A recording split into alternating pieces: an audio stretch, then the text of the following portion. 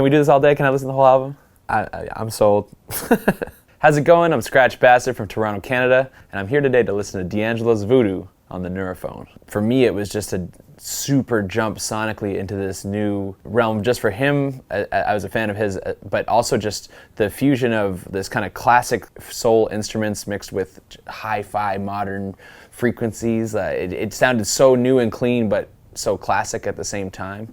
You have Latin influences, you have classic soul influences, modern hip-hop influences, and it managed to make it sound cohesive as one album. At his foundation, the guy's just a musical genius. Like, I first thought he was just a singer, but then you hear this record and then you read the credits and you see what he's actually doing, and then you see him live and you're just like, it's just incredible. So I think this record was truly his breakout record, or the one that put him into legend status. A modern masterpiece like that, I still think it holds up to records put out today, even surpasses them.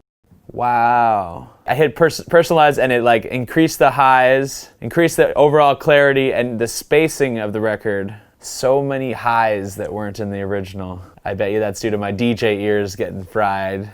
Wow, you really hear the difference between neutral and personalized. It's like two different songs. As I go from the low to the front row, it changes my experience of the bass, which would be like the subwoofers or the speakers. Wow. D'Angelo Voodoo. I will start with Spanish Joint. I really like the spacing of it. You can hear a lot, the stereo spread really well. The mix sounds amazing. I can hear every instrument, percussion, guitar, bass, D'Angelo. Phew. Let's try another one. Chicken grease. We'll go chicken grease. The percussion, like the highs in the percussion. I just hear these claps and the bongos. I feel like I'm in the studio with my favorite record. It sounds incredible. I'm sold. Can we do this all day? Can I listen to the whole album? You hear that? I can hear like them pausing between notes, like moving along the frets. I never heard that before. You guys got any wine or something? Maybe a little... Can you dim the lights in here?